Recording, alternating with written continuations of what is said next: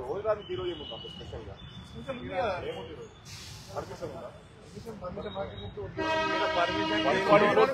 ఇక్కడ అంతకన్నా ఎక్కువ మందికి ఆధార్ కావద్దు క్లియర్ ఇన్స్ట్రక్షన్స్ బయట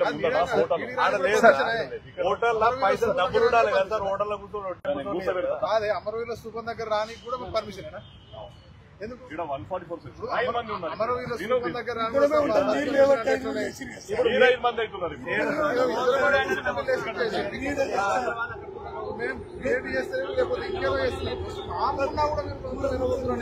మా దగ్గరకు వస్తారు సార్ మీరు మా దగ్గరకు వస్తారు నిజంగా మేము చేస్తున్నామంటే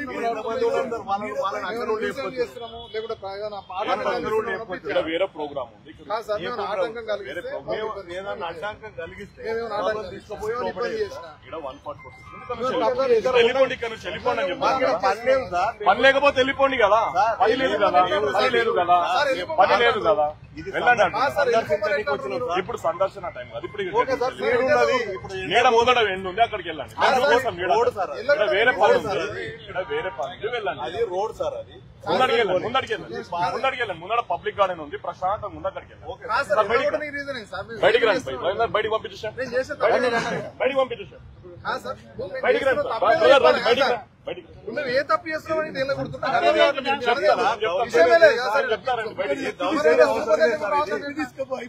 చెప్పే తీసుకోపోతున్నారు బయటికి రండి బ్రదర్ బయటికి రండి మిత్రులారా ఈ గడ్డ మీద ఈ గన్ పార్క్ మీద దాదాపు ఒక 100 సార్లు అరెస్ట్ అయిన బిడ్డగా ఒక ఉద్యమకారుడిగా సమైక్య రాష్ట్రంలో కూడా ఇంత దారుణంగా అరెస్ట్ చేసిన పోలీసుల తీరు నేను చూడలే. దాదాపు 100 సార్లు ఇక్కడ అరెస్ట్ అయిన బిడ్డగా చెప్తున్నా సమైక్య రాష్ట్రంలో కూడా ఇంత దారుణంగా తాళ్లు పట్టుకపోయి తీసుకుపోయి అరెస్ట్ చేసేంత దౌర్భాగ్య పాలన ఇంతవరకు చూడలే. అది రేవంత్ రెడ్డి గారికే దక్కుతుంది. ముఖ్యంగా సార్ సార్ సార్ వాళ్ళని ఎడిషన్ చేస్తున్నారు. మీకు ఏమనిపిస్తుంది? ఎప్పుడైనా సమైక్య రాష్ట్రంలో ఇట్లాంటి సంఘటన జరిగింది? మీరు చెప్పండి బ్రదర్, ఎందుకు ఇట్లా అరెస్ట్ చేస్తున్నారు? ఇది అన్యాయం సార్. మీరు ఎటు తీసుకెళ్తారు? బయటికి పంపిస్తున్నాము.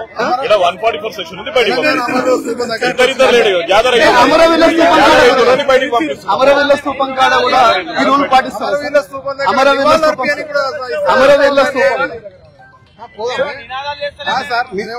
వీళ్ళేమో నినాదాలు చేయట్లేదు. ఇది అమరవీరుల స్థూపం. సార్ నేను ఇక్కడనే ఒక 100 సార్లు అరెస్ట్ అయిన బిడ్డగా చెప్తున్నా సార్. ఇట్లాంటి పాలన నేను ఎప్పుడు చూడలేదు ఈ 10 ఏళ్ళు. ఇది పరిస్థితి.